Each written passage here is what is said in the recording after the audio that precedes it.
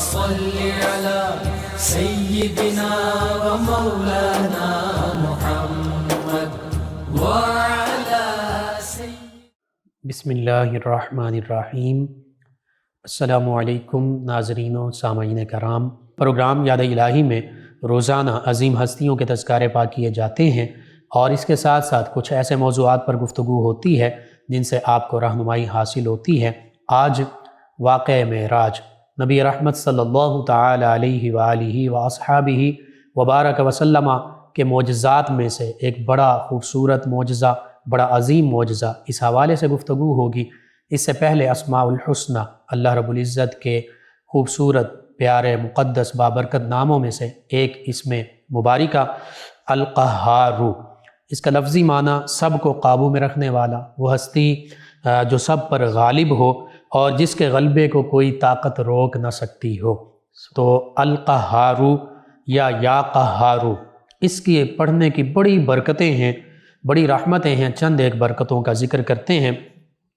جس شخص کی کوئی حاجت ہو تو وہ اپنے گھر میں یا مسجد میں سر ننگا کر کے ہاتھ اٹھا کر 100 مرتبہ یا قہار پڑھے تو انشاءاللہ اس کی حاجت پوری ہو جائے گی۔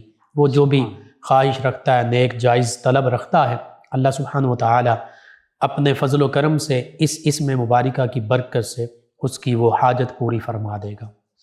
اسی طرح جو کوئی اشراق کی نماز کے بعد، طلوع آفتاب کے بعد جو اشراق کی نماز پڑھی جاتی ہے، اس کے بعد سجدے میں سر رکھے اور 7 مرتبہ یا قہار یہ پڑھے، انشاءاللہ اللہ تعالیٰ اسے اپنے فضل و کرم سے غنی فرما دے گا۔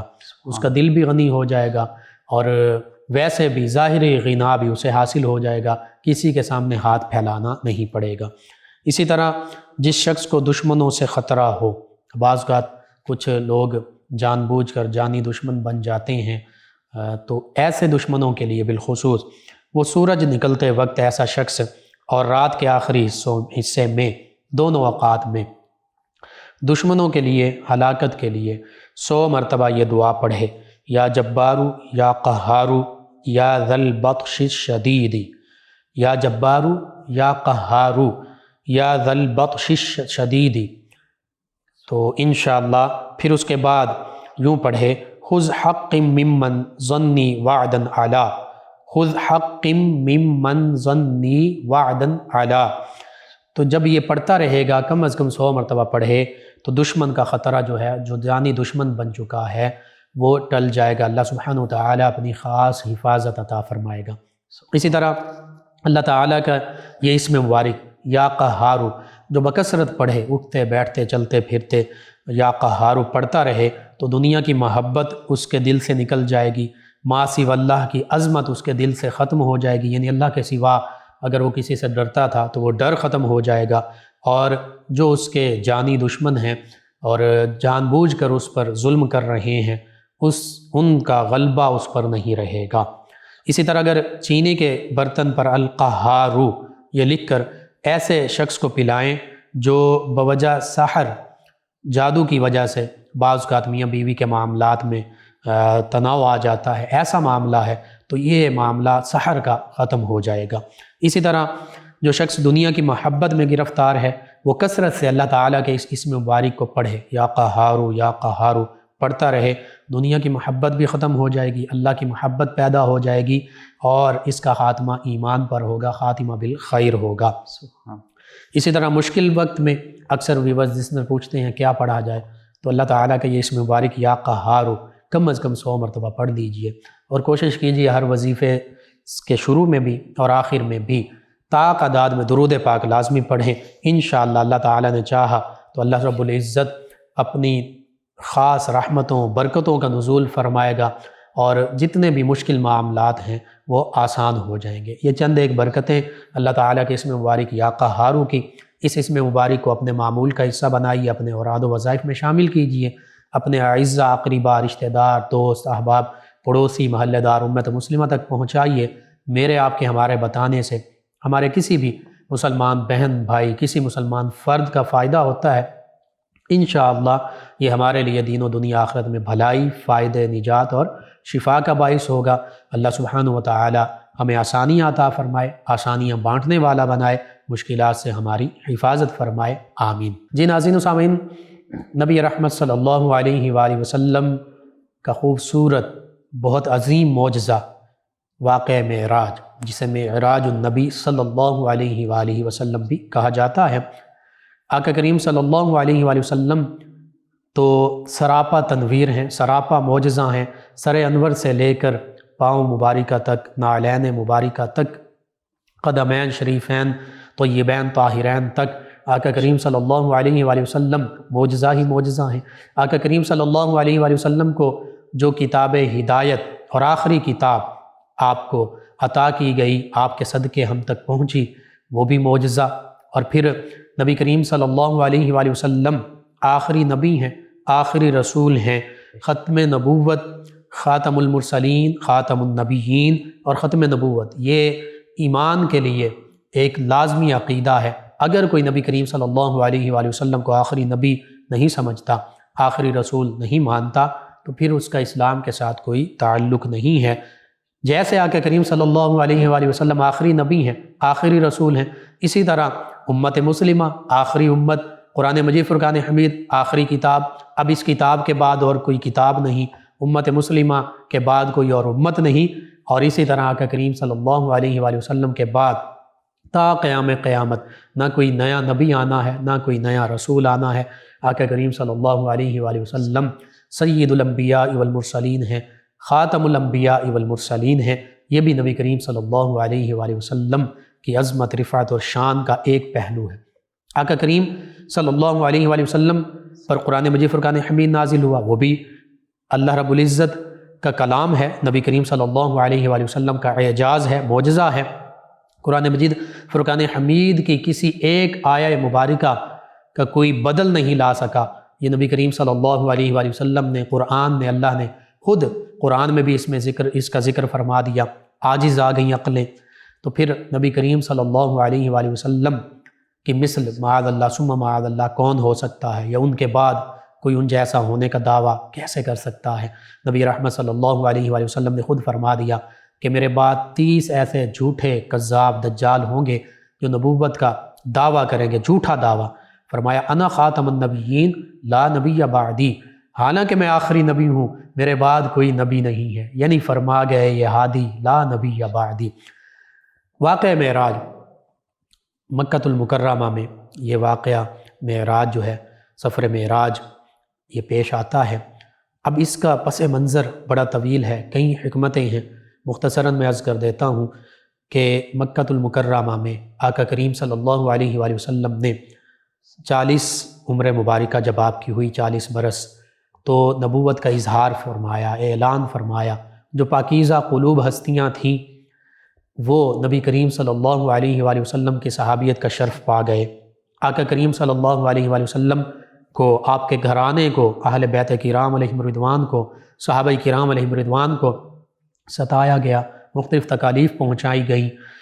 ہجرت حبشہ ہوئی، ہجرت حبشہ اولا، پہلی ہجرت حبشہ، پھر ہجرت حبشہ ثانیہ، دوسری مرتبہ پھر حبشہ کی جانب ہجرت ہوئی، جس میں آقا کریم صلی اللہ علیہ وآلہ وسلم کے گھرانے کی بھی چند ہستیاں ہیں، بالخصوص سیدہ رقیہ رضی اللہ عنہا ہیں، سیدنا عثمان ذو النورین رضی اللہ عنہ، پھر صحابہ کرام علیہم رضوان ہیں، اور پھر واپسی ہوئی ان صحابہ کرام علیہم رضوان کی۔ پھر بھی کفار مکہ اپنی جسارت سے باز نہیں آئے، آقا کریم صلی اللہ علیہ وآلہ وسلم کو تکالیف پہنچا رہے ہیں، صحابہ کرام علیہم رضوان پر ظلم و ستم کر رہے ہیں۔ اسی دوران آقا کریم صلی اللہ علیہ وآلہ وسلم نے سفر طائف اختیار فرمایا، کہ جب دیکھا کہ یہ مکہ مکرمہ کے لوگ جو ہیں یہ سخت دل ہو چکے ہیں، اور ختم اللہ علی قلوبہم، یہ اس کے مصداق بن چکے ہیں، ان کے دلوں پر بھی اللہ تعالیٰ نے مہر لگا دی ہے، تو طائف کی طرف اسلام کا پیغام پہنچانے کے لیے میرے آپ کے ہم سب کے آقا و مولا صلی اللہ علیہ وآلہ وسلم تشریف لے جاتے ہیں۔ لیکن طائف کے جو سردار ہیں وہ بھی اپنی بدبختی میں اتنے ڈوب چکے ہیں کہ وہ نوجوانوں کو، اوباش نوجوانوں کو آقا کریم صلی اللہ علیہ وآلہ وسلم کے پیچھے لگا دیتے ہیں، وہ آوازیں کستے ہیں، وہ پتھر مارتے ہیں۔ آقا کریم صلی اللہ علیہ وآلہ وسلم کا جسم نازنی جو ہے وہ لہو لہان ہو جاتا ہے، آقا کریم صلی اللہ علیہ وآلہ وسلم کے جسم مبارک سے خون رسنے لگتا ہے، حتیٰ کہ آقا کریم صلی اللہ علیہ وآلہ وسلم کے قدمین شریفین اور نعلین مبارکہ خون سے بھر جاتے ہیں۔ اس موقع پر بھی وہ فرشتے جبریل امین علیہ السلام بھی حاضر ہوتے ہیں، پہاڑوں کے فرشتے بھی حاضر ہوتے ہیں، عرض کرتے ہیں یا رسول اللہ صلی اللہ علیہ وسلم آپ ہمیں حکم ارشاد فرمائیے، ہم ان طائف والوں کو ان دو پہاڑوں کے درمیان پیس کر رکھ دیتے ہیں۔ آقا کریم صلی اللہ علیہ وآلہ وسلم جو رحمت للعالمین ہیں، آپ ارشاد فرماتے ہیں کہ یہ مجھے نہیں جانتے، یہ نہیں تو ان کی آنے والی نسلیں، ان کی اولاد یہ اسلام قبول کریں گی۔ اور پھر تاریخ اس بات کو ظاہر کرتی ہے کہ اسی طائف سے پھر مسلمان اٹھے، محمد بن قاسم علیہ الرحمہ کی شکل میں دیگر۔ بہرحال چونکہ معجزہ معراج کے ساتھ اس واقعے کا کیا تعلق ہے، اس حوالے سے کہ نبی کریم صلی اللہ علیہ وآلہ وسلم کی دعوت پر چند لوگوں نے اسلام کو قبول کیا۔ آقا کریم صلی اللہ علیہ وآلہ وسلم نہایت رنجیدہ ہیں، غمگین ہیں۔ آپ تو چاہتے یہی ہیں کہ ہر انسان وہ کلمہ طیبہ پڑھ کر اسلام کے دامن میں پناہ لے کر اس دنیا میں بھی کامیاب ہو جائے، کل روز محشر اللہ کی بارگاہ میں بھی سرخرو ہو جائے۔ بس اسی رنجیدگی کے عالم میں ہیں تو اللہ رب العزت کی طرف سے بلاوا آتا ہے کہ اے میرے پیارے حبیب صلی اللہ علیہ وآلہ وسلم آپ میرے پاس آ جائیے، اور سیدنا جبریل امین علیہ السلام حاضر ہوتے ہیں۔ آقا کریم صلی اللہ علیہ وآلہ وسلم نبوت کا اعلان کا یہ 12واں سال ہے۔ آقا کریم صلی اللہ علیہ وآلہ وسلم مختلف روایات، بعض روایات کے مطابق حتیم میں آرام فرما رہے ہیں، بعض روایات کے مطابق سیدنا علی المرتضیٰ کرم اللہ وجہ الکریم کی ہمشیرہ سیدہ ام ہانی رضی اللہ عنہ ان کے ہاں قیام فرما رہے ہیں۔ سیدنا جبریل امین علیہ السلام حاضر خدمت ہوتے ہیں اور عرض کرتے ہیں یا رسول اللہ صلی اللہ علیہ وسلم آپ کا رب آپ سے ملاقات کا مشتاق ہے، آپ سے ملاقات آپ کا رب چاہتا ہے، اور اسی لیے ہمیں حکم ہوا ہے کہ آپ کو اپنے ساتھ لے کر اللہ کی بارگاہ میں ہم حاضر ہو جائیں۔ نبی رحمت صلی اللہ علیہ وآلہ وسلم کہ جن کی آنکھیں سوتی ہیں قلب بیدار رہتا ہے، فرمایا آقا کریم نے تنام عینایا ولا ینام قلبی، کہ میری آنکھیں سوتی ہیں لیکن میرا دل کبھی نہیں سوتا، وہ اللہ کی یاد میں محو رہتا ہے۔ آقا کریم صلی اللہ علیہ وآلہ وسلم بیدار ہوئے، اور پھر اسی موقع پر شق صدر ہوا۔ ایک بچپن میں شق صدر کا معاملہ ہوا، ایک اس موقع پر۔ اس میں بھی کئی حکمتیں ہیں۔ ایک حکمت یہ ہے ان حکمتوں میں سے کہ نبی کریم صلی اللہ علیہ وآلہ وسلم جو پہلے ہی اللہ تعالیٰ کے تمام مخلوقات، تمام کائنات کے سردار ہیں اور سید البشر بھی ہیں، نور بھی ہیں، اس نور میں مزید اس میں اضافہ ہو رہا ہے کہ کریم صلی اللہ علیہ وآلہ وسلم قلب اطہر اس کو مزید جلا بخشی جا رہی ہے۔ اور پھر اس واقع معراج کے پہلے مرحلے کا ذکر، جسے اسراء کہتے ہیں، جسے سیر کہتے ہیں، اس کا ذکر سورہ بنی اسرائیل کی پہلی آیت مبارکہ میں 15ویں پارے کے آغاز میں اللہ رب العزت نے یوں فرما دیا سبحان الذی اسریٰ بعبدہ لیلا من المسجد الحرام الی المسجد الاقصی الذی بارکنا حولہ لنریہ من آیاتنا انہ هو السمیع البصیر۔ اس پر مفسرین نے، محدثین نے بہت طویل کلام فرمایا۔ مختصراً واقع معراج کا پہلا حصہ اللہ فرماتا ہے سبحان، پاک ہے وہ اللہ رب العزت کی ذات، ہر خامی سے، ہر عیب سے، ہر نقص سے، اور وہ ہر چیز پر قادر ہے۔ الذی اسریٰ بعبدہ، جس نے اپنے محبوب مقرب بندے کو، عبد خاص کو سیر کروائی۔ کہاں سے کہاں تک سیر کروائی؟ اب یہ لفظ سبحان، اس میں اللہ تعالیٰ نے اس جانب اشارہ فرما دیا کہ یہ واقع معراج ایسا معجزہ ہے کہ یہ پاک ہستی نے کروایا ہے، یہ سیر پاک ہستی نے کروائی ہے، کوئی اس پر انگلی مت اٹھائے۔ اور پھر فرمایا کہ سیر کروائی اپنے خاص بندے کو جو ساری کائنات میں اللہ تعالیٰ کے سب سے زیادہ محبوب ہیں، پسندیدہ ہیں، میرے آپ کے ہم سب کے آقا و مولا صلی اللہ علیہ وآلہ وسلم۔ اور سیر کہاں سے کہاں تک ہوئی؟ یہ معراج کے پہلے حصے کا ذکر ہو رہا ہے۔ فرمایا من المسجد الحرام الی المسجد الاقصی، مسجد حرام سے، کعبۃ اللہ سے، بیت اللہ سے سفر کا آغاز ہوتا ہے، اور الی المسجد الاقصی، مسجد اقصی تک۔ الذی بارکنا حولہ، اللہ فرماتا ہے کہ یہ وہ مقامات ہیں جن کے ارد گرد ہم نے برکتیں ہی برکتیں رکھی ہیں۔ اب وہ برکتیں کیا ہیں؟ کثیر برکتیں ہیں، چند ایک کا ذکر کرتا ہوں۔ وہ کون سی برکتیں ہیں؟ مسجد حرام کو دیکھ لیجئے، یہ کعبۃ اللہ فرشتوں نے تعمیر کیا، سیدنا آدم علیہ السلام نے تعمیر کیا، پھر سیدنا ابراہیم علیہ السلام نے تعمیر کیا، حتیٰ کہ ایک جب تعمیر کا جزوی تعمیر کا موقع آیا تو آقا کریم صلی اللہ علیہ وآلہ وسلم بھی اس میں شامل تھے، اور وہ پتھر حجر اسود آقا کریم صلی اللہ علیہ وآلہ وسلم کے حکم پر لے جایا گیا، آپ ہی کی چادر مبارکہ پر، تو یہ نسبت کعبۃ اللہ کو انبیاء کرام سے بالخصوص آقا کریم صلی اللہ علیہ وآلہ وسلم سے بھی حاصل ہے۔ پھر اس مسجد حرام کے ارد گرد اس مکۃ المکرمہ میں اور حرم پاک میں مفسرین نے لکھا احادیث مبارکہ ہی کے مطابق کہ 70 سے زیادہ انبیاء کرام علیہ السلام کے مزارات مبارکہ ہیں، قبور مبارکہ ہیں، وہ برکتیں ہیں اور بھی برکتیں۔ سیدنا ابراہیم علیہ السلام یہاں آئے، تشریف لائے، مقام ابراہیم ہے، حجر اسود ہے، رکن یمانی ہے، حتیم ہے، کعبۃ اللہ ہے، یہ بھی برکتیں ہیں۔ اور پھر مسجد اقصیٰ کے ارد گرد کون سی برکتیں؟ مسجد اقصیٰ تو برکت والی ہے ہی، اللہ کا گھر ہے، اس کے ارد گرد کون سی برکتیں ہیں؟ تو یہاں پہ بھی حدیث مبارکہ کے مطابق، قرآن مجید فرقان حمید کی تعلیمات کے مطابق مفسرین نے لکھا کہ اس کے ارد گرد اتنی برکتیں ہیں کہ 40 کلومیٹر دائیں جانب، 40 کلومیٹر بائیں جانب، 40 کلومیٹر سامنے، 40 کلومیٹر پیچھے، یہ جتنا علاقہ ہے یہ سارا برکتوں والا ہے، جس کے بارے میں اللہ فرما رہا ہے اللہ بارکنا حولہ، اس کے ارد گرد برکتیں ہیں۔ اور یہاں پر بھی درجنوں بلکہ سینکڑوں انبیاء کرام علیہ السلام کے مزارات مبارکہ ہیں مسجد اقصیٰ میں، مسجد اقصیٰ کے ارد گرد۔ تو اللہ فرما رہا ہے جہاں میرے پیارے مدفون ہوں وہ برکتوں والی جگہیں بن جاتی ہیں، ان کے ارد گرد برکتیں ہو جاتی ہیں۔ اور فرمایا لِنُرِيَهُ مِنْ آیَاتِنَا، یہ واقعہ معراج اس لیے ہے تاکہ ہم اپنے عبد خاص کو، اپنے مقرب بندے کو، سید الانبیاء والمرسلین، سید البشر اور نوریوں کے بھی سردار کے جو سردار ہیں، سیدنا جبریل امین علیہ السلام کے بھی آقا و مولا آقا کریم صلی اللہ علیہ وآلہ وسلم ہیں، تو فرمایا ہم ان ہستی کو، اپنے مقرب بندے کو اپنی نشانیاں دکھائیں۔ وہ نشانیاں کثیر ہیں، چند ایک کا میں نے ذکر کیا۔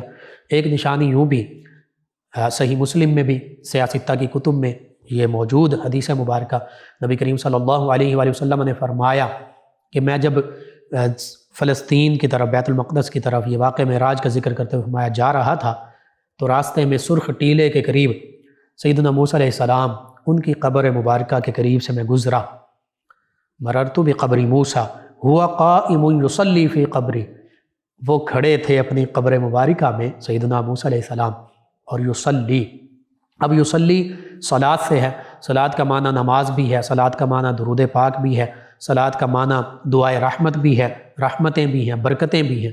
تو اب کیونکہ ایک حدیث مبارکہ یہ بھی ہے الانبیاء احیاء فی قبورہم یصلون، اللہ کے پیارے حبیب صلی اللہ علیہ وآلہ وسلم نے فرمایا کہ اللہ تعالیٰ کے تمام انبیاء کرام علیہ السلام، انہیں اللہ تعالیٰ نے حیات مبارکہ عطا فرمائی ہے، وہ زندہ ہیں اور وہ اپنی قبروں میں نماز پڑھتے ہیں۔ تو اس حدیث مبارکہ کو مد نظر رکھا جائے تو پھر پتہ چلا سیدنا موسیٰ علیہ السلام جب اس موقع پر آقا کریم صلی اللہ علیہ وآلہ وسلم جب ان کے قبر مبارکہ کے پاس سے تشریف لے جا رہے تھے، گزر رہے تھے، تو سیدنا موسیٰ علیہ السلام اپنی قبر میں نماز کھڑے ہو کر پڑھ رہے تھے۔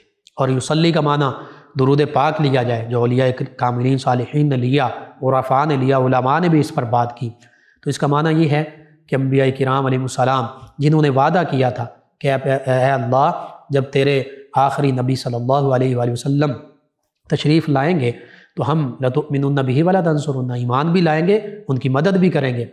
تو ایمان لانا انبیاء کرام علیہ السلام کے لیے ضروری، مدد کرنا ضروری۔ تو اب اس کا معنی یہ ہوا کہ سیدنا موسیٰ علیہ السلام نے جب دیکھا کہ ہمارے آقا و مولا صلی اللہ علیہ وآلہ وسلم تشریف لا رہے ہیں، جو انبیاء و مرسلین علیہ الصلاۃ و تسلیم کے بھی سردار ہیں، تو ان کے ادب میں، آقا کریم صلی اللہ علیہ وآلہ وسلم کے ادب میں کھڑے ہو گئے، ہوا قائم، وہ کھڑے ہو گئے، یصلی، درود و سلام پڑھنے لگ پڑے، آقا کریم صلی اللہ علیہ وآلہ وسلم کی بارگاہ میں درود پاک کے نذرانے پیش کرنے لگ پڑے۔ یہ بھی اس کا ترجمہ ہے اور حقیقت بھی یہی ہے۔ اور پھر انبیاء کرام علیہ السلام کی یہ شان کہ نبی کریم صلی اللہ علیہ وآلہ وسلم جب مسجد اقصیٰ تشریف لے جاتے ہیں، وہاں پہنچتے ہیں تو تمام انبیاء کرام علیہ السلام، یہ سیدنا موسیٰ علیہ السلام بھی جو ابھی اپنی قبر مبارکہ میں کھڑے ہو کر درود و سلام پڑھ رہے تھے، وہ بھی مسجد اقصیٰ میں استقبال کے وقت موجود ہیں۔ یہ انبیاء کرام علیہ السلام کو اللہ تعالیٰ نے طاقتیں عطا فرمائی ہیں، تصرف عطا فرمایا ہے۔ اور پھر صحیح بخاری، صحیح مسلم، سیاستہ کی دیگر کتب احادیث اور باقی احادیث کی کتابوں میں تفصیل کے ساتھ واقعہ معراج کا ذکر موجود ہے۔ خود آقا کریم صلی اللہ علیہ وآلہ وسلم کی زبان اقدس سے، خود صحابہ کرام علیہ رضوان کی زبانوں سے کہ جو آقا کریم صلی اللہ علیہ وآلہ وسلم کے ترجمان ہیں، انہی کا خلاصہ مختصراً عرض کر دیتا ہوں۔ احادیث مبارکہ طویل ہیں کہ نبی کریم صلی اللہ علیہ وآلہ وسلم نے یہ بھی فرمایا کہ جب میں مسجد اقصیٰ پہنچا، انبیاء کرام علیہ السلام نے میرا استقبال کیا۔ انبیاء کرام علیہ السلام نے خطبات ارشاد فرمائے جس میں نبی کریم صلی اللہ علیہ وآلہ وسلم کی شانوں کا ذکر کیا۔ بالخصوص سیدنا ابراہیم علیہ السلام نے خطبہ ارشاد فرمایا، اور اس میں اس کا خلاصہ یہ سیدنا ابراہیم علیہ السلام نے اس خطبے میں ارشاد فرمایا کہ یہ محمد صلی اللہ علیہ وآلہ وسلم یہ مبشر بھی ہیں، یہ نذیر بھی ہیں، یہ داعی الی اللہ باذنہ، اللہ کے حکم سے دین کی دعوت دینے والے بھی ہیں، یہ سراج منیر بھی ہیں، ایسے روشن چمکتے سورج ہیں کہ ان کی روشنی پہلوں نے بھی اس سے فیض پایا، اب بھی پا رہے ہیں، آخر تک پاتے رہیں گے۔ اسی طرح یہ شافع بھی ہیں، مشفع بھی ہیں، اللہ تعالیٰ نے ان کو خاتم النبیین، خاتم المرسلین بھی بنایا، ساری شانوں کا ذکر کیا۔ اور ساتھ ہی سیدنا ابراہیم علیہ السلام نے فرمایا کہ اے گروہ انبیاء کرام علیہ السلام، یہی وجہ ہے کہ اللہ تعالیٰ نے انہیں تمام انبیاء کرام علیہ السلام کا سردار بنایا ہے۔ تو معراج کی شب انبیاء کرام علیہ السلام ہمارے آقا و مولا صلی اللہ علیہ وآلہ وسلم کی تعریف اور ثنا بھی بیان کر رہے ہیں، اور پھر نماز قائم ہوتی ہے تو آقا کریم صلی اللہ علیہ وآلہ وسلم امام بنتے ہیں، تمام انبیاء کرام علیہ السلام مقتدی بنتے ہیں، آقا کریم صلی اللہ علیہ وآلہ وسلم کی اقتداء میں نماز قائم ہوتی ہے۔ یہ امام الانبیاء والمرسلین صلی اللہ علیہ وآلہ واصحابہ وبارک وسلم آپ کی شان مبارکہ۔ پھر رف رف کا بھی ذکر ملتا ہے، سیڑھی کا بھی ذکر ملتا ہے۔ معراج کا معنی ہی عروج ہے، بلندی ہی بلندی ہے۔ پھر کیسے عروج ہوا؟ ثم عرج بی، یہ بھی الفاظ حدیث مبارکہ میں کہ مجھے پھر عروج پر پہنچایا گیا، بلندیوں تک لے جایا گیا، اور پھر پہلے آسمان، دوسرے آسمان، تیسرے آسمان، ساتوں آسمانوں پر آقا کریم صلی اللہ علیہ وآلہ وسلم تشریف لے گئے۔ اس موقع پر جہاں تمام انبیاء کرام علیہ السلام نے آقا کریم صلی اللہ علیہ وآلہ وسلم کی اقتداء میں نماز ادا کی، وہیں فرشتوں نے عرض کیا کہ یا باری تعالی، ہم تیرے پیارے محبوب صلی اللہ علیہ وآلہ وسلم کا استقبال کرنا چاہتے ہیں، ان کی بارگاہ میں ہدیہ درود و سلام عرض کرنا چاہتے ہیں۔ تو اللہ تعالیٰ نے اجازت عطا فرمائی، تمام فرشتوں نے نبی کریم صلی اللہ علیہ وآلہ وسلم کے استقبال کیا، درود و سلام کے نذرانے پیش کیے، اور پھر ساتوں آسمانوں پر مختلف انبیاء کرام علیہ السلام سے ملاقات ہوئی۔ پہلے آسمان پر سیدنا آدم علیہ السلام سے ملاقات ہوتی ہے، جبریل امین علیہ السلام عرض کرتے ہیں کہ اے سیدنا آدم علیہ السلام، یہ آپ کے فرزند محمد صلی اللہ علیہ وآلہ وسلم ہے۔ تو آقا کریم صلی اللہ علیہ وآلہ وسلم اپنے جد امجد کو سلام کہتے ہیں، سیدنا آدم علیہ السلام آپ کو سلام کہتے ہیں، اور یوں عرض کرتے ہیں کہ اے میرے پیارے بیٹے، آپ کو بھی سلام ہو۔ اور پھر فرشتے بھی استقبال کرتے ہیں اور خوش آمدید کہتے ہیں۔ پھر دوسرے آسمان، تیسرے آسمان، سیدنا یحییٰ علیہ السلام، سیدنا عیسیٰ علیہ السلام سے ملاقات، سیدنا یوسف علیہ السلام سے، سیدنا ادریس علیہ السلام سے، اور پھر ساتویں آسمان پر دوبارہ سیدنا ابراہیم علیہ السلام سے ملاقات ہوتی ہے۔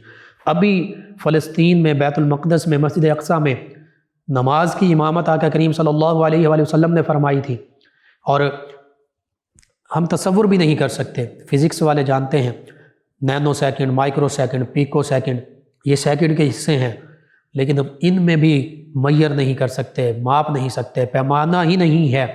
کائنات کا وقت ہی تھم گیا، جان ہے جہان کی، جان ہے تو جہان ہے۔ جب جان ہی نکل گئی، گھڑی میں سے سیل نکال دیں، گھڑی رک جاتی ہے۔ یہ ایک سادہ سی مثال ہے، بلا تشبیہ، بلا تمثیل۔ آقا کریم صلی اللہ علیہ وآلہ وسلم جان کائنات ہیں، اس عالم مکان سے آپ عالم لا مکان کی طرف تشریف لے گئے تو کائنات کا وقت ہی رک گیا، نظام ہی تھم گیا۔ اور انبیاء کرام علیہ السلام کی اگر شان یہ ہے کہ ابھی اقتداء میں نماز ادا کی تو ابھی آسمانوں پر بھی موجود ہیں، تو پھر آقا کریم صلی اللہ علیہ وآلہ وسلم کی معراج اور رفعت کیا ہوگی، یہ ہم اپنی ناقص عقل اور فہم سے سمجھ ہی نہیں سکتے۔ بہرحال سیدنا ابراہیم علیہ السلام سے بھی سیدنا موسیٰ علیہ السلام سے ملاقات ہوئی چھٹے آسمان پر۔ پھر اللہ تعالیٰ کی بارگاہ میں سدرۃ المنتہا کا مقام آیا، جبریل امین علیہ السلام رک گئے، عرض کرنے لگے یا رسول اللہ صلی اللہ علیہ وسلم، اس سے آگے مجھے اجازت نہیں ہے، اگر میں اس سے آگے ایک قدم بھی بڑھوں تو میرے بالوں پر جو ہیں جلا کر رکھ دیے جائیں۔ تو پھر سیدنا جبریل امین علیہ السلام نے اس موقع پر یہ بھی عرض کیا کہ یا رسول اللہ صلی اللہ علیہ وسلم، مجھے یہ بھی اذن دیجیے اور اللہ تعالیٰ کی بارگاہ سے کہ جب آپ کی امت صراط مستقیم پر چل رہی ہو تو میں اپنے پر بچھاؤں۔ اس کا بھی اذن دیا گیا۔ نبی کریم صلی اللہ علیہ وآلہ وسلم کے سامنے نوش فرمانے کے لیے چیزیں پیش کی گئی۔ آقا کریم صلی اللہ علیہ وآلہ وسلم نے دودھ نوش فرمایا، تو اس پر بھی بشارتیں ہوئیں۔ پھر اللہ تعالیٰ کی بارگاہ میں حاضری ہوئی اور ایسی شان کے ساتھ کہ اس کائنات میں آپ کے سوا کسی کو وہ قرب، وہ دیدار، وہ لمحے میسر نہیں آئے۔ اور اس واقعہ معراج کا تفصیل کے ساتھ ذکر سورہ والنجم اذا ہوا ما ضل صاحبکم وما غوا وما ينطق عن الہوا ان هو الا وحی یوحی، اس میں ملتا ہے کتنا قرب ہوا۔ اللہ فرماتا ہے ثم دنا فتدلی فکان قاب قوسین او ادنی فاوحی الی عبدہ ما اوحی، کہ اللہ اور اللہ کے پیارے حبیب صلی اللہ علیہ وآلہ وسلم کی ذات گرامی۔ اب یہاں پر جو ضمائر ہے اہل علم جانتے ہیں ضمیروں کا ذکر، ثم دنا فتدلی، اگر یہ دونوں ضمیریں اللہ تعالیٰ کی طرف ان کو راجع کیا جائے، اللہ تعالیٰ کی طرف لوٹائی جائیں، تو پھر اس کا معنی یہ اللہ اپنے حبیب کے قریب ہوا اور قریب ہوا۔ اگر آقا کریم صلی اللہ علیہ وآلہ وسلم کی طرف لوٹائی جائیں تو معنی یہ ہوا کہ نبی کریم صلی اللہ علیہ وآلہ وسلم اپنے معبود اللہ رب العزت کی بارگاہ میں قریب ہوئے اور قریب ہوئے۔ اور اگر ایک ضمیر اللہ تعالیٰ کی طرف لوٹائی جائے، ایک آقا کریم صلی اللہ علیہ وآلہ وسلم کی طرف، تو پتہ چلا کہ اللہ رب العزت بھی اپنے حبیب کے قریب ہوا اور حبیب مکرم صلی اللہ علیہ وآلہ وسلم بھی اپنے رب کے قریب ہوئے۔ اتنے قریب ہوئے فکان قاب قوسین او ادنی، اتنے قریب ہوئے کہ جتنی دو کمانیں آپس میں قریب ہوتی ہیں، او ادنی، یا اس سے بھی کم۔ اور ما زاغ البصر وما طغی، اللہ فرماتا ہے کہ میرے حبیب صلی اللہ علیہ وآلہ وسلم نے میری زیارت کی، دیدار کیا، اور یوں کیا کہ آنکھ جھپکی نہیں اور نظر کہیں اور پلٹی نہیں۔ یوں اللہ رب العزت کا دیدار میرے آپ کے ہم سب کے آقا و مولا صلی اللہ علیہ وآلہ وسلم کو عطا ہوا۔ اور پھر احادیث مبارکہ میں نبی رحمت صلی اللہ علیہ وآلہ وسلم سے جب بارہا پوچھا گیا، مختلف صحابہ کرام نے پوچھا، لوگوں نے پوچھا، تو کبھی نبی کریم صلی اللہ علیہ وآلہ وسلم یوں فرماتے ہیں، جب عرض کیا گیا اے اللہ کے پیارے حبیب صلی اللہ علیہ وآلہ وسلم آپ نے اللہ کو کیسے دیکھا؟ تو فرمایا رأیت نورا، میں نے اپنے رب کو نور ہی نور دیکھا۔ کہیں فرمایا رأیت ربی فی احسن صورت، میں نے اپنے رب کو سب سے احسن صورت میں دیکھا۔ اور حقیقت ہی یہی ہے، اللہ تعالیٰ سے بڑھ کر حسن و جمال کا پیکر کون ہو سکتا ہے؟ ظاہری جسم سے پاک ہے اللہ کی ذات، نور ہی نور۔ اور کہیں فرمایا رأیت ربی بعینی وقلبی، میں نے اپنے رب کو اپنے سر کی آنکھوں سے بھی دیکھا اور اپنے دل کی آنکھوں سے بھی دیکھا۔ تو یہ اللہ رب العزت کے پیارے حبیب صلی اللہ علیہ وآلہ وسلم خود فرما رہے ہیں۔ پھر واپسی ہوئی، زنجیر بھی ہلتی رہی، بستر بھی رہا گرم، ایک پل میں سر عرش گئے آئے محمد صلی اللہ علیہ وآلہ وسلم۔ جب واپسی تشریف آوری ہوئی تو آقا کریم صلی اللہ علیہ وآلہ وسلم نے اپنے واقعہ معراج لوگوں کو بتایا۔ کفار مکہ نے بھی سنا، ابو جہل جو بدبخت تھا اس نے انکار کیا، اور اس نے سوچا کہ اب موقع ہے کہ معاذ اللہ ثم معاذ اللہ میں سیدنا ابو بکر صدیق رضی اللہ عنہ کے پاس جاگتا ہوں اور انہیں کہتا ہوں کہ تمہارے صاحب، تمہارے دوست تو یہ کہہ رہے ہیں، اب بھی تم ان پر اعتبار کرتے ہو، یقین کرتے ہو، تصدیق کرتے ہو۔ تو ابو جہل اپنی اسی خباثت ذہنی سے، خباثت قلبی میں سیدنا ابو بکر صدیق رضی اللہ عنہ کے پاس جاتا ہے اور کہتا ہے اے ابو بکر، تمہارے صاحب تو یوں کہہ رہے ہیں، وہ کہتے ہیں کہ میں رات کے تھوڑے سے حصے میں، لیلہ کا معنی ہی یہی ہے، رات کا قلیل ترین حصہ، اس میں واقع معراج بھی مجھے پیش آیا، میں آسمانوں کی بلندیوں تک گیا، اللہ کا دیدار کیا، تو اب تم کیا کہتے ہو؟ سیدنا ابو بکر صدیق رضی اللہ عنہ فرماتے ہیں میں تو ان کی تصدیق کرتا ہوں، اور میں تو اس سے بڑی بڑی خبروں کی تصدیق کرتا ہوں، میں نے تو اللہ کو نہیں دیکھا۔ میرے پیارے حبیب صلی اللہ علیہ وآلہ وسلم نے فرما دیا کہ اللہ ایک ہے، وحدہ لا شریک ہے، ہم ایمان لے آئے، یؤمنون بالغیب، تو میں تو اس سے بڑی بڑی خبروں کی تصدیق کرتا ہوں۔ یہ تو آقا کریم صلی اللہ علیہ وآلہ وسلم کا یہ بھی ایک بڑا معجزہ ہے، میں تصدیق کرتا ہوں، میں ایمان لاتا ہوں، میں مانتا ہوں۔ اور پھر دیگر لوگوں نے جو اعتراض کیا کہ یہ رات کے تھوڑے سے حصے میں کیسے یہ واقع معراج اور پھر بیت المقدس، تو ایک شخص ایسا وہاں موجود تھا جس نے فلسطین دیکھا ہوا تھا، بیت المقدس مسجد اقصیٰ دیکھی ہوئی تھی، تو اس نے پھر سوال کیا کہ اگر آپ دیکھ کر آئیں تو آپ مجھے مسجد اقصیٰ کی نشانیاں بتائیے، راستے کی نشانیاں بتائیے۔ تو نبی رحمت صلی اللہ علیہ وآلہ وسلم نے پھر وہ تمام نشانیاں بتائیں، اور پھر اس نے کہا کہ یہ بالکل درست فرما رہے ہیں، جو یہ بیان فرما رہے ہیں بالکل ایسا ہی ہے۔ حتیٰ کہ آقا کریم صلی اللہ علیہ وآلہ وسلم نے جو واپسی تشریف آوری پر راستے میں اونٹوں والا قافلہ دیکھا تھا، اور ان اونٹوں کے رنگت کیسی تھی، وہ لوگ کیسے تھے، اور وہ کب مکہ المکرمہ پہنچیں گے، اس کا بھی مکہ المکرمہ کے لوگوں کو بتا دیا، فرما دیا کہ فلاں فلاں قافلہ آ رہا ہے، اس وقت تمہارے پاس وہ پہنچ جائے گا۔ اور حقیقت میں لوگوں نے دیکھا کہ جو نبی کریم صلی اللہ علیہ وآلہ وسلم نے قافلے کی نشانیاں بتائیں تھیں، اونٹوں کے رنگ بتائے تھے، اور جس وقت کا بتایا تھا اسی طرح اسی وقت اسی رنگت کے اونٹ والے وہی قافلہ مکہ المکرمہ میں داخل ہوا۔ یہ نبی کریم صلی اللہ علیہ وآلہ وسلم کے معراج کے چند ایک واقعات۔ اور پھر معراج پر آقا کریم صلی اللہ علیہ وآلہ وسلم نے اللہ کی بارگاہ میں، اللہ نے جب پوچھا اے میرے حبیب صلی اللہ علیہ وآلہ وسلم میری بارگاہ میں آپ کیا لائے ہیں، تو اللہ تعالیٰ تو ہر چیز پر قادر ہے، اللہ کی بارگاہ میں ہم کیا پیش کر سکتے ہیں؟ نبی رحمت صلی اللہ علیہ وآلہ وسلم نے عرض کیا یا باری تعالیٰ التحیات للہ والصلوات والطیبات، کہ تمام قولی فعلی بدنی مالی عبادتیں تمام عاجزیاں انکساری ہیں اللہ تیری ہی بارگاہ میں ہم حاضر ہیں، تیری بارگاہ کے لیے ہیں۔ تو پھر اللہ کی طرف سے کیسا سلامتی کا مجدہ ملا، السلام علیکہ ایہا النبی ورحمۃ اللہ وبرکاتہ، اے میرے حبیب اللہ نے فرمایا تجھ پر بھی اللہ تعالیٰ کی میری طرف سے یعنی اللہ تعالیٰ کی سلامتی ہو، رحمتیں ہوں، برکتیں ہوں۔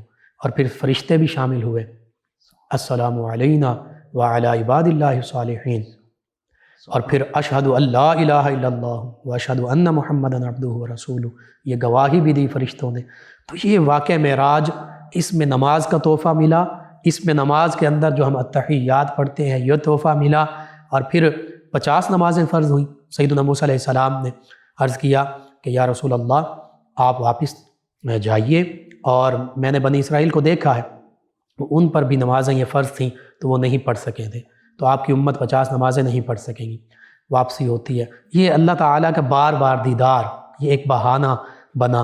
تو نبی کریم صلی اللہ علیہ وآلہ وسلم صحیح بخاری کی روایت کے مطابق 10 نمازیں کم ہوئیں، دیگر روایات میں 5 کا بھی ذکر ملتا ہے، 9 مرتبہ دوبارہ اللہ کی بارگاہ میں حاضری ہوتی ہے، اور پھر 5 نمازیں رہ جاتی ہیں۔ اس موقع پر بھی سیدنا موسیٰ کلیم اللہ علیہ السلام یہ عرض کرتے ہیں یا رسول اللہ صلی اللہ علیہ وسلم آپ کی امت یہ نہیں پڑھ سکے گی۔ تو نبی کریم صلی اللہ علیہ وآلہ وسلم ارشاد فرماتے ہیں کہ اب مجھے اللہ کی بارگاہ میں جاتے ہوئے شرم آتی ہے کہ ایک تحفہ اللہ تعالیٰ کی طرف سے ملا ہے۔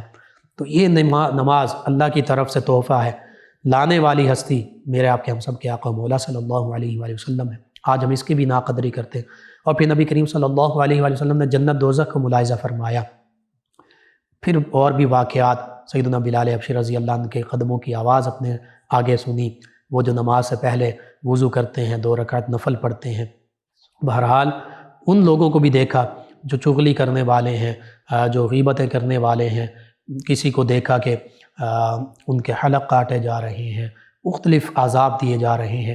تو پتہ چلتا ہے کہ ہم نبی کریم صلی اللہ علیہ وآلہ وسلم کی محبت کو بھی اپنے دلوں میں قائم کریں، آقا کریم صلی اللہ علیہ وآلہ وسلم کی تعلیمات کو بھی اپنے دلوں میں بھی راسخ کریں، اور ان پر عمل پیرا ہونے کی کوشش بھی کریں۔ یہ واقعہ معراج میں سے مختصراً چند ایک واقعات کا ذکر ہوا۔ اگر واقعہ معراج تفصیل کے ساتھ ذکر کیا جائے، سیدنا عبداللہ ابن عباس رضی اللہ عنہما نے جو حدیث مبارکہ بیان کی، اس کو سیدنا امام احمد بن حنبل یوں بیان کیا کرتے تھے کہ میرے حبیب صلی اللہ علیہ وآلہ وسلم نے اپنے رب کو دیکھا ہے، دیکھا ہے، دیکھا ہے، دیکھا ہے، دیکھا ہے، دیکھا ہے، دیکھا ہے، جب تک سانس نہیں ٹوٹتا تھا یوں ہی کہتے تھے دیکھا ہے، دیکھا ہے۔ یہ صحابہ کرام علیہ رضوان نے بھی یوں حدیث مبارکہ بیان کی کہ اللہ کے پیارے حبیب صلی اللہ علیہ وآلہ وسلم نے اپنے رب کا دیدار کیا۔ تو بہرحال قرآن مجید فرقان حمید کی ان 2 صورتوں کو تفصیل کے ساتھ جو مفسرین آج سے صدیاں پہلے تفاسیر لکھ کے، تفسیر بغوی ہے، مدارک التنزیل ہے، معالم التنزیل ہے، دیگر تفاسیر ہیں، تفسیر بیضاوی، تفسیر ساوی، ان کو پڑھیے۔ اسی طرح حدیث مبارکہ پڑھیے، علماء کرام کے پاس بیٹھیے، تفصیل کے ساتھ پھر آپ کو پتہ چلے کہ واقعہ معراج میں کیا کیا واقعات پیش آئے تھے۔ اتنا بڑا معجزہ ہے۔ اللہ سبحانہ وتعالی سے دعا ہے اللہ تعالی ہمیں نبی کریم صلی اللہ علیہ وآلہ وسلم کی محبت، تعلیمات کی پیروی عطا فرمائے، آمین۔ صل على سيدنا ومولانا محمد وعلى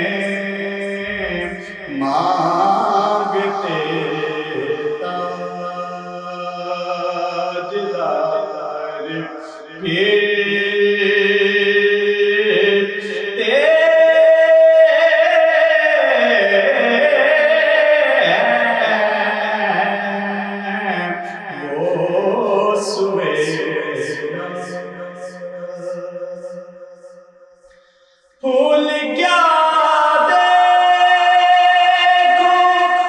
میری آنکھوں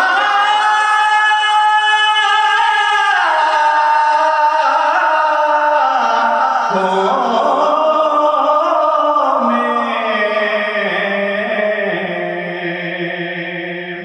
پھول کیا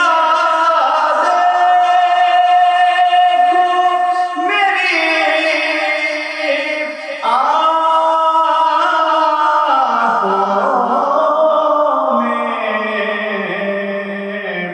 دشت طیبہ کے خار پھرتے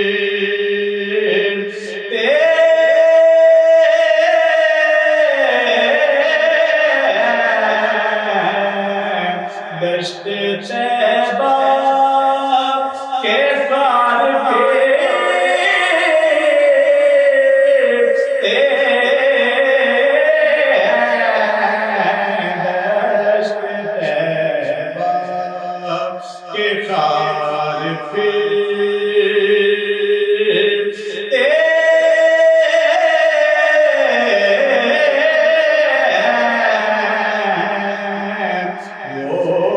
سوے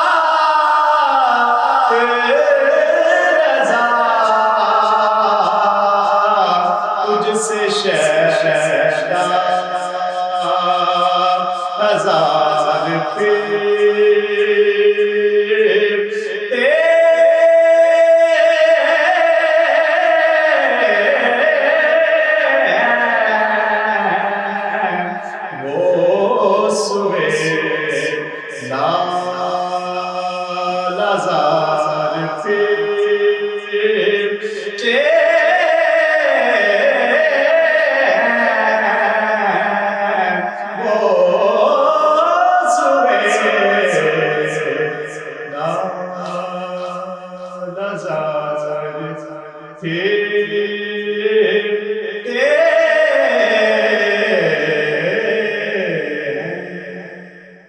اللهم صل على سيدنا ومولانا محمد وعلى سيدنا. آپ سماعت فرما رہے ہیں پروگرام یاد الہی. ماشاءاللہ بہت خوب پڑھا. ناظرین و سامعین، اس دوران ہمیں جوائن کیا ہمارے لسنر ہیں، غالباً محمد بلال ہیں. کہتے ہیں السلام علیکم. جی وعلیکم السلام. کہتے ہیں اللہ تعالیٰ آپ کو اور آپ کی فیملی کو صحت و تندرستی دے اور ہر آنے والی پریشانی، مصیبت، بیماری سے بچائے اور بار بار مدینہ پاک کی زیارت کرائے اور زندگی میں ڈھیروں خوشی اور آسانی عطا فرمائے. جی آمین. اور کہتے ہیں اس دنیا سے جو چلے گئے اللہ تعالیٰ ان کی مغفرت فرمائے اور جنت الفردوس میں اعلیٰ مقام عطا فرمائے. آمین. کہتے ہیں کہ میں آپ کو دعاؤں میں یاد رکھوں گا. جی اللہ تعالیٰ آپ کو، تمام امت مسلمہ کو، ہمارے ویور لسنرز کو، ان کے لیے بھی یہی دعائیں ہماری طرف سے، ان کے حق میں ہماری یہ دعائیں قبول فرمائے. آمین. جمشید صاحب ہیں، کہتے ہیں بھائی جان اللہ پاک آپ کو خوش رکھے، سلامت رکھے. آپ کا پروگرام بہت اچھا ہے، بہت سکون ملتا ہے. یہ شکریہ آپ کا، آپ نے ہمیں جوائن کیا. کرن فاطمہ صاحب ہیں، کہتی ہیں السلام علیکم. جی وعلیکم السلام. انہوں نے اپنے خواب کا ذکر کیا ہے. جی اس خواب میں کوئی ایسا گھبرانے کا معاملہ نہیں ہے، اس سے مراد خوشی ہے. جو آپ نے خواب ذکر کیا انشاءاللہ اللہ تعالیٰ کوئی نہ کوئی اپنی نعمت خاص اور خوشی آپ کو عطا فرمائے گا. بس آپ نماز کی پابندی کیجئے اور اللہ کے راستے میں صدقہ خیرات کیجئے. ایک اور لسنر ہیں، یہ کہتے ہیں السلام علیکم. جی وعلیکم السلام. کہتے ہیں میرا نام عباس نصیر ہے، کیسے ہیں آپ؟ جی الحمدللہ. کہتے ہیں ماشاءاللہ آپ کا پروگرام بہت پیارا ہے. میں آپ سے پوچھنا چاہتا ہوں کہ کیا میں نے تھوڑا سا قرض دینا ہے تو جلد کیسے ادا ہو سکتا ہے؟ کوئی وظیفہ بتا دیں. اللہ تعالیٰ آپ کو ہمیشہ خوش رکھے. جی یا مالک الملکی، یا مالک الملکی، اس کو کوشش کریں 10,000 مرتبہ آپ پڑھیں اور درود تنجینا 1000 مرتبہ پڑھیں. جتنے دنوں میں ہو سکے، ایک دن میں ہو جائے، 2 دن میں. اور اللہ کے پیارے حبیب صلی اللہ علیہ وآلہ وسلم کے وسیلے سے دعا مانگیں، اللہ کی بارگاہ میں گر گڑا کر انشاءاللہ اللہ تعالیٰ ہی مسبب الاسباب ہے. ایک اور لسنر ہیں شیبان احمد، کہتے ہیں سلام بھائی. جی وعلیکم السلام. کہتے ہیں کیا حال ہے؟ جی الحمدللہ. انہوں نے کہا کہ میری طرف سے پوری ٹیم کو بھی سلام. جی وعلیکم السلام دوبارہ آپ کے لیے. اکاشا صاحبہ کہتی ہیں السلام علیکم. جی وعلیکم السلام. کہتی ہیں کیا حال ہے بھائی لقمان رضا؟ جی الحمدللہ. کہتی ہیں پروگرام بہت اچھا ہے. انہوں نے کہا کہ بھائی مجھے تعویذ کا اثر ہے، میں بے ہوش ہو کر گر جاتی ہوں اور مجھے یاد بھی نہیں آتا کہ میں گری تھی. بعد میں سب گھر والے بتاتے ہیں کہ تمہیں کیا ہوا تھا. جی میں اس حوالے سے پہلے بھی عرض کیا تھا، دوبارہ میں عرض کر دیتا ہوں. آپ سورہ بقرہ 40 دن تک خود بھی پڑھیں، کم از کم 40 دن بعد میں بھی پڑھ سکتے ہیں. اس کی تلاوت بھی سنیں. اور سورہ یاسین اور سورہ فاتحہ، آیت الکرسی. سورہ یاسین 1 مرتبہ صبح کے وقت، سورہ فاتحہ، آیت الکرسی اور 4 قل، یہ 3 مرتبہ پڑھنے ہیں، صبح بھی شام بھی. اول آخر 3 مرتبہ درود پاک پڑھنا. اپنے ہاتھوں پر دم کریں، پھونک ماریں، اپنے پورے جسم پر ہاتھ پھیل لیں. انشاءاللہ اللہ تعالیٰ شفا عطا فرمائے گا. اور اس کے ساتھ ساتھ سورہ رحمان صبح اور شام آپ اس کو سنیں توجہ کے ساتھ. پانی کا گلاس پڑا ہو، وہ پانی کے گلاس پر جب سن لیں تو اس کے بعد اللہ اللہ اللہ 3 مرتبہ پڑھ کر پانی پر دم کر کے پانی پی لیں. انشاءاللہ اللہ تعالیٰ شفا عطا فرمانے والا ہے. یا سلاموں بھی پڑھ سکتی ہیں ہر قسم کی سلامتی کے لیے. ان کے علاوہ ایک اور ہمارے لسنر ہیں، یہ کہتے ہیں کہ السلام علیکم، شادی کے لیے وظیفہ. جی اگر آپ میل ہیں تو آپ کے لیے سورہ اخلاص، قل هو اللہ احد، 90 دن تک روزانہ 41 مرتبہ رات کو سونے سے پہلے پڑھیے بسم اللہ الرحمن الرحیم کے ساتھ. اول آخر تعداد میں درود پاک پڑھیے اور اللہ تعالیٰ کی بارگاہ میں دعا کیجیے. اللہ تعالیٰ ہی مسبب الاسباب ہے، بہتر اسباب پیدا فرمائے گا. اور اگر خاتون ہیں تو پھر سورہ آل عمران کی آیت مبارکہ 9 کثرت سے پڑھیں، بالخصوص جمعۃ المبارک کے دن 313 مرتبہ پڑھی ہے، ولاخر درود پاک تعداد میں پڑھی ہے، اللہ تعالیٰ بہتری فرما دے گا۔ رجب کے حوالے سے کہتے ہیں کہ روزہ رکھنا، اور اس کے حوالے سے جی روزہ رکھا جا سکتا ہے، اور رات کو جاگنا، تھوڑی دیر آرام کر لیں پھر تہجد کے وقت اٹھ جائیں، یہ سنت مبارکہ بھی ہے، تو یہ بھی بہتر ہے۔ پوری رات بھی جاگ سکتے ہیں لیکن پھر دیگر معاملات آپ کے ڈسٹرب نہ ہوں، بالکل بہتر ہے۔ ان کے علاوہ ایک اور لسنر ہیں، غالباً انہوں نے نام نہیں لکھا، کہتے ہیں السلام علیکم بھائی۔ جی وعلیکم السلام۔ انہوں نے کہا قرآن پاک میں لفظ محمد صلی اللہ علیہ وآلہ وسلم کتنی بار آیا؟ یہ لفظ محمد صلی اللہ علیہ وآلہ وسلم قرآن مجید فرقان حمید میں 4 مرتبہ آیا ہے۔ ایک اور لسنر ہیں، کہتے ہیں السلام علیکم بھائی، میرے لیے خاص دعا کر دیں، میرے دل میں بہت برے خیالات آتے ہیں، عجیب وسوسے آتے ہیں۔ ایک تو آپ استغفار کی کثرت کریں، استغفر اللہ ربی من کل ذنب واتوب الیہ، یہ پڑھتے رہیں، باوضو رہیں، نماز پڑھیں اور درود پاک کی کثرت کریں، یہ 2-3 چیزیں، اور ساتھ یا حی یا قیوم برحمتک استغیث یہ بھی پڑھیں، اور استغفار لازمی کریں، اللہ تعالیٰ بہتری فرما دے گا۔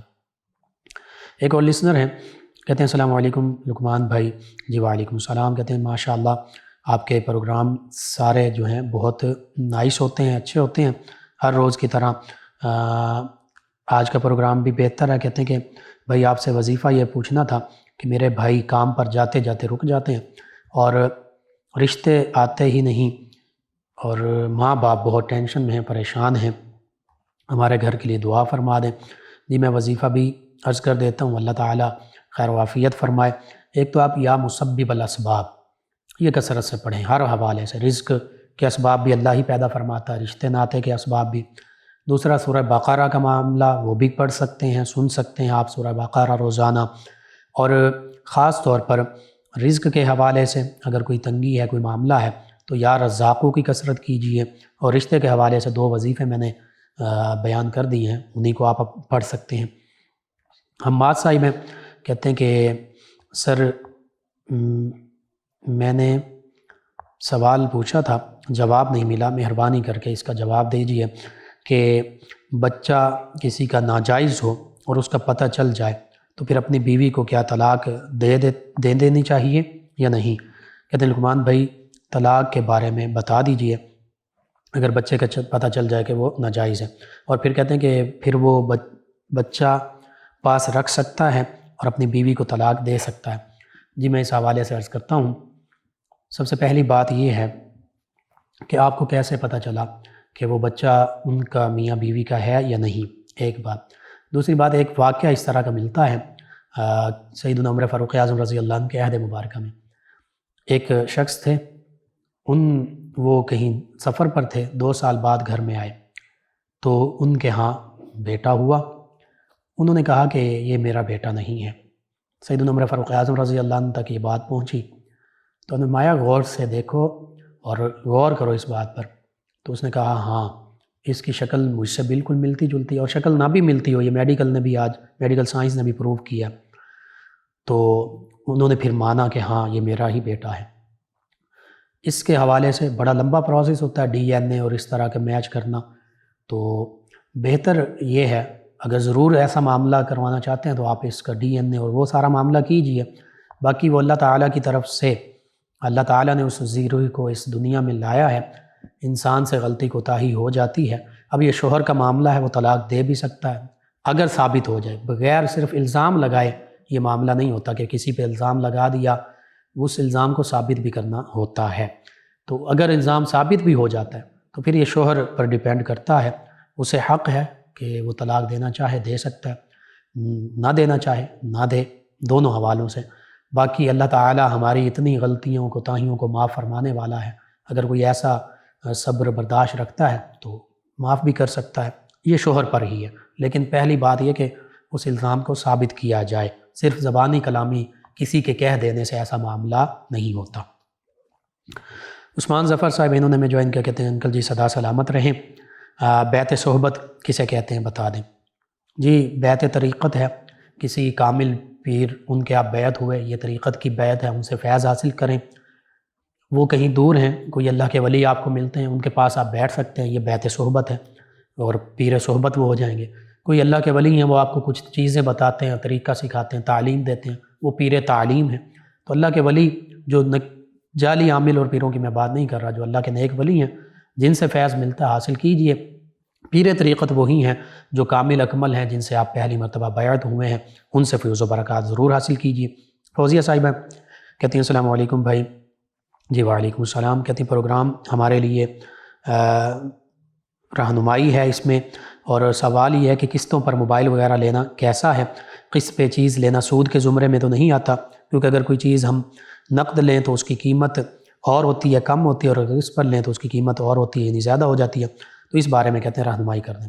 جی یہ قسط پر جو چیزیں لی جاتی ہیں یہ سود کے زمرے میں نہیں ہے، کیونکہ نقد بتایا جاتا ہے اتنی رقم ہے اور انسٹالمنٹ کی اتنی رقم ہے، تو وہ آپ لینے والا کسٹمر اور جو اس کا دکاندار ہے دونوں کے باہمی ایگریمنٹ سے ہو رہا ہوتا ہے۔ اور قسطوں میں اس پہ علماء فقہاء نے تفصیل کے ساتھ لکھا کہ یہ سود کا معاملہ نہیں ہے۔ ہاں اگر کوئی پیسے یا ایک ہی جنس کی چیز 100 روپیہ لیا اور اس پر واپس 110 روپے مانگے، اسی طرح اور بھی مثالیں ہو سکتی ہیں ہزاروں لاکھوں میں بھی، تو وہ سود کے زمرے میں آتا ہے۔ قسطوں کے معاملے میں فقہاء جمہور علماء کا یہی فتویٰ ہے کہ یہ سود میں نہیں ہے۔ عمران صاحب ہیں ماموں کنجن سے، کہتے ہیں میری نظر کمزور ہے، ڈاکٹر بھی کہتے ہیں کہ ٹھیک نہیں ہو سکتی، کوئی وظیفہ بتا دیں۔ جی آپ طریقہ علاج بدل لیجئے، اگر ایلوپیتھک طریقہ علاج سے کروا رہے ہیں کسی پرانے ہومیوپیتھک ڈاکٹر سے مل لیجئے، کسی پرانے حکیم صاحب سے مل لیجئے۔ دوسرا اللہ کو یاد کیجئے، یا نورو، یہ اللہ تعالیٰ کے اسم مبارکہ بھی ہے، اللہ تعالیٰ کی عطا سے نبی کریم صلی اللہ علیہ وآلہ وسلم کا اسم مبارکہ بھی ہے، اس کو کثرت سے پڑھ سکتے ہیں۔ یا بصیرو، اس کو کثرت سے پڑھیں، اللہ تعالیٰ شفا عطا فرمانے والا۔ یا شافی الامراض بھی پڑھ سکتے ہیں۔ ایک لسنر اب بزنس نہیں چل رہا، کہتے ہیں کوئی وظیفہ بتا دیں۔ جی 3 نفلی روزے رکھیں اور ان کے بعد نماز فجر پڑھیں، نماز فجر پڑھنے کے بعد 10 ہزار مرتبہ روزانہ یا رزاقو پڑھیں، انشاءاللہ اللہ سے دعا مانگیں، اللہ تعالیٰ بہتری فرما دے گا۔ ایک اور لسنر ہیں ریحان ہاشمی صاحب فیصل آباد سے، کہتے ہیں السلام علیکم لقمان بھائی، کیا حال ہے؟ جی وعلیکم السلام، الحمدللہ۔ کہتے ہیں میری امی، ان کے گھٹنوں میں بہت درد رہتا ہے، بہت علاج کروایا مگر آرام نہیں مل رہا، کوئی وظیفہ بتا دیں، اللہ تعالیٰ آپ کا حامی و ناصر ہو، آمین۔ جی میں عرض کر دیتا ہوں اس حوالے سے، ایک تو یہ ہے جو حدیث مبارکہ میں جہاں بھی درد ہو بسم اللہ الرحمن الرحیم وہاں پر ہاتھ رکھ کر، دائیں ہاتھ رکھ کر 3 مرتبہ پڑھیں، پھر 7 مرتبہ پڑھیں اعوذ بعزت اللہ وقدرتہ من شر ما اجد واحاذر۔ دوسرا یہ ہے زیتون کے تیل پر سورہ کہف 1 مرتبہ پڑھ کر دم کریں، اس سے مالش کرتے رہیں، انشاءاللہ مستقل افاقہ ہوگا۔ نادیہ صاحب ہے، کہتے ہیں السلام علیکم بھائی، کیسے ہیں آپ؟ جی وعلیکم السلام، الحمدللہ۔ کہتے ہیں کہ نائس شو، نائس پروگرام، اور کہتے ہیں کہ اپنے رب پر بھروسہ رکھو، کیونکہ اللہ وہ نہیں دیتا جو ہمیں اچھا لگتا ہے، بلکہ اللہ وہ دیتا ہے جو ہمارے لیے اچھا ہوتا ہے۔ جی بالکل صحیح۔ اور کہتے ہیں کہ اللہ پاک آپ کو ہمیشہ خوش اور سلامت رکھے، آمین۔ قرآن پاک میں بھی ہے عسیٰ ان تحبوا شیئا وہو شر لکم وعسیٰ ان تکرہوا شیئا وہو خیر لکم، کہ بعض کا تم کسی چیز کو پسند کرتے ہو، تم چاہتے ہو یہ مجھے مل جائے، لیکن وہ تمہارے حق میں بری ہوتی ہے، ناپسندیدہ ہوتی ہے، اور میں بعض چیزوں کو تم ناپسند کرتے ہو لیکن وہ تمہارے حق میں خیر کا باعث ہوتی ہیں، بہتر ہوتی ہیں۔ ولایت علی صاحب ہیں فیصل آباد سے، کہتے ہیں کہ لوگ پیسے لے لیتے ہیں مگر واپس نہیں کرتے، کوئی وظیفہ بتا دیں۔ جی جو قرض لیں انہیں واپس لازمی کرنا چاہیے، یہ چوری کے زمرے میں آتا ہے حدیث مبارکہ کے مطابق، اگر نیت ہی یہ ہو کہ واپس نہیں کرنے۔ اور کہتے ہیں کہ والد صاحب کو اسٹامک کا مسئلہ ہے، کوئی وظیفہ بتا دیں۔ یا عظیمو، اللہ تعالیٰ کا اسم مبارک 7 مرتبہ پڑھ کر ان پر دم کر دیں، اللہ تعالیٰ شفا عطا فرمائے گا۔ نادر علی شاہ صاحب فیصل آباد سے، کہتے ہیں السلام علیکم لقمان بھائی، امید ہے کہ آپ اور آپ کی ٹیم خدا کے لاکھ فضل و کرم سے خیر و عافیت سے ہوگی، اور کہتے ہیں کہ میں اور میری فیملی آپ کا پروگرام بہت شوق سے سنتے ہیں، بہت کچھ سیکھنے کو ملتا ہے، پلیز اپنے پروگرام کا وقت بڑھا دیں، اللہ تعالیٰ آپ کو جزائے خیر عطا فرمائے۔ جی کوشش کرتے ہیں، آپ کی دعائیں جو ہیں اللہ تعالیٰ یہ بھی آپ کے حق میں بھی یہ دعائیں قبول کریں، اور وقت کے حوالے سے بھی دیکھتے ہیں، اگر ممکن ہوا تو ضرور بڑھائیں گے۔ عثمان حیدر صاحب میں کہتے ہیں السلام علیکم مفتی صاحب۔ جی وعلیکم السلام۔ کہتے ہیں میں نے خواب دیکھا کہ قبرستان میں جاتے ہیں، مردے کو دفنانے جاتے ہیں، تو مردے کو دفنا کے جب واپس آنے لگتے ہیں تو وہ مردہ اٹھ جاتا ہے، اور سب کہتے ہیں کہ مردے کی جگہ اس کو لٹا دیں، اس خواب کی کیا تعبیر ہے؟ جی اس میں پریشان ہونے کی ضرورت نہیں ہے، اللہ تعالیٰ خیر و عافیت کا معاملہ فرمائے گا۔ عام طور پہ اپنے آپ کو مردہ دیکھنا یا کسی کو اس کی لمبی زندگی کی علامت ہوا کرتی ہیں، تو پریشان ہونے کی ضرورت نہیں ہے، بس اللہ کے راستے میں صدقہ خیرات کیجئے اور اللہ تعالیٰ کا قرب حاصل کیجئے، نماز کی پابندی، قرآن مجید فرقان حمید کی تلاوت، درود پاک کی کثرت کریں، انشاءاللہ اللہ تعالیٰ بہتری فرمائے گا۔ آپ تمام ویورز، تمام لسنرز کا شکریہ، آپ ہمیں جوائن کرتے ہیں، اپنے فیڈ بیک سے آگاہ کرتے ہیں۔ ناظرین و سامعین، پروگرام یاد الہی کا وقت ختم ہو جاتا ہے، انشاءاللہ کل صبح دوبارہ آپ سے ملاقات ہوگی۔ پروگرام یاد الہی میں اپنے میزبان محمد لقمان رضا اور ہماری ٹیم کو اجازت دیجیے۔ اللہ نگہبان۔ اللهم صل على سيدنا ومولانا